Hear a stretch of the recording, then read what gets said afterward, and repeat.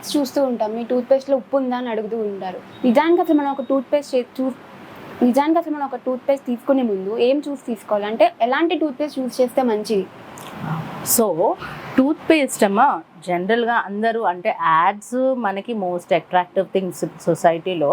But toothpaste అనేది ఏది అయినా కానీ నార్మల్ రెగ్యులర్ టూత్పేస్ట్ అన్నింటిలో కాంపోజిషన్ ఒకటే ఉంటుందమ్మా. సో జనరల్గా salt is very good preferable. అంటే ఇప్పుడు మీరు రోజు కూడా ఉప్పు నీళ్ళతో పుక్కిలిస్తే చాలా మంచిది. సో పేస్ట్లో కూడా ఉప్పు ఉంటే మంచిది, ఎందుకంటే it is good anti inflammatory, వాపులు కానీ అవి బాగా తీసేస్తుంది. It's separate issue. But commercial టూత్పేస్ట్లు అన్నింటిలో కూడా కాంపోజిషన్ ఒకటే ఉంటుంది, ఫ్లేవర్స్ మారుతాయి. సో మీకు ఏ ఫ్లేవర్ అయితే సూటబుల్గా ఉంటే, ఇప్పుడు మీకు ఒక ఫ్లేవర్ ఫ్రెష్నెస్ ఉంటుంది, నాకు ఒక ఫ్లేవర్ ఫ్రెష్నెస్ ఉంటుంది. సో మీకు ఏ ఫ్లేవర్ వల్ల మీకు ఫ్రెష్నెస్ అనిపిస్తుందో ఆ పేస్ట్ వాడుకోవచ్చు. రోజుకి 2 సార్లు, దట్ పీనట్ చిన్న ఎక్కువ బ్రష్ నిండా 2 బ్రష్ల నిండా పేస్ట్ పెట్టుకోవాల్సిన అవసరం లేదు. ఒక పీ షేప్ ఆఫ్ ఇంత సైజులో పేస్ట్ పెట్టుకుని డైలీ 2 టైమ్స్ బ్రష్ చేసుకుంటే సరిపోతుంది. దీనికన్నా ఎక్కువ బాగా పుక్కిలించడం ఒకటి ఇంపార్టెంట్. మనకి బయట సొసైటీలో కూడా చాలా మౌత్ వాషెస్ ఉన్నాయి. మౌత్ వాష్ వాడితే చాలా మంచిది. లేదు మౌత్ వాష్ వద్దు అనుకుంటే మీరు డెఫినెట్గా ఉప్పు నీళ్ళతో పుక్కిలించారనుకోండి, చిగురు వాపులు కానీ పంటి సమస్యలు కానీ బాగా సాల్వ్ అవుతాయి. సో కుదిరితే మౌత్ వాష్ వాడండి, లేదా ఉప్పు నీళ్ళు అయితే మటుకు ఖచ్చితంగా రోజుకు ఒక 2 సార్లు చేయండి. 2 టైమ్స్ బ్రష్ చేసుకోండి. ఇది నేను ఇందాక చెప్పిన నార్మల్ కమర్షియల్ పేస్ట్లు ఎవరికి ఎటువంటి పంటి సమస్యలు లేని వాళ్ళకి మీకు నచ్చిన ఫ్లేవర్ ఆఫ్ పేస్ట్ తీసుకుని బ్రష్ చేసుకోండి. అది చిన్న పిల్లలకి వచ్చేసరికి ఫ్లోరైడ్ టూత్పేస్ట్లు ఉంటాయమ్మా.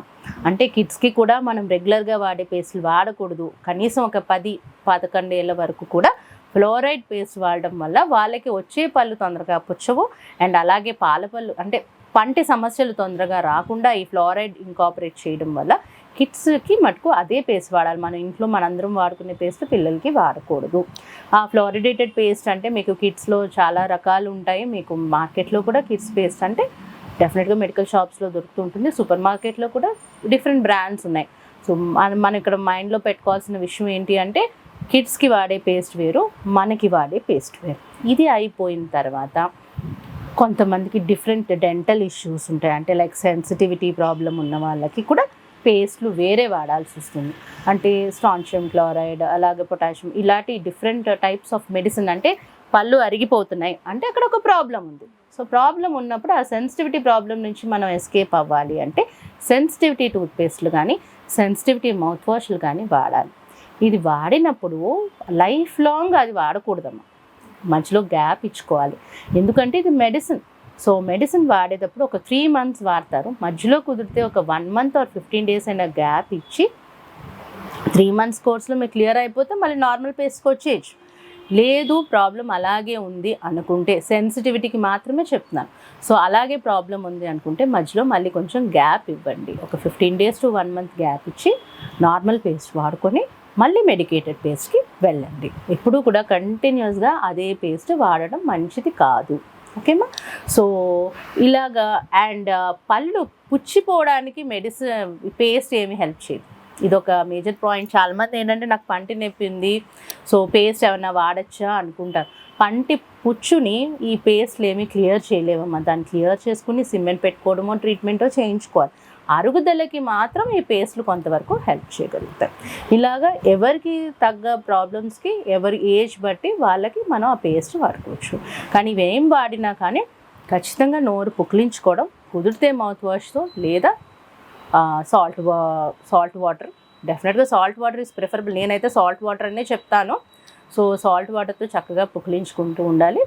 అండ్ మామూలుగా ఏం తిన్నా కానీ నార్మల్ ప్లెయిన్ వాటర్తో పుక్కిలించడం ఒక అలవాటు, చిన్నప్పటి నుంచి అలవాటు చేసేస్తే చాలా ప్రాబ్లమ్స్ సాల్వ్ అవుతాయి. ఇంకా చాలామందికి ఉన్న ఇంకొక డౌట్ ఏంటంటే చంటి పిల్లలు ఉంటారు, వాళ్ళకి పళ్ళు ఉండవు, మేము ఏం చేయాలి అంటే ఎలాగా అంటారు. సో పళ్ళు ఉన్నా లేకపోయినా డేస్ బేబీ నుంచి మనం ఒక సాఫ్ట్ క్లాత్ కానీ ఒక కాటన్ స్వాబ్ కానీ తీసుకొని ఆ చిగుర్లన్నీ కూడా నీట్గా క్లీన్ చేయాలమ్మా.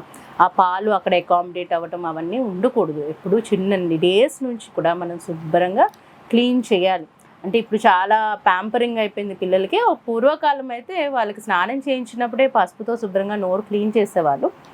జనరల్ చేయట్లేదు కాబట్టి నేను ఇన్సిస్ట్ చేస్తున్నాను. ఖచ్చితంగా మనం ఎప్పుడు డేస్ పిల్లల నుంచి కూడా నోరు ఎప్పుడు క్లీన్గా ఉంచాలి. దాని ద్వారానే మనకి బ్యాక్టీరియా పొట్టలోకి వెళ్తుంది.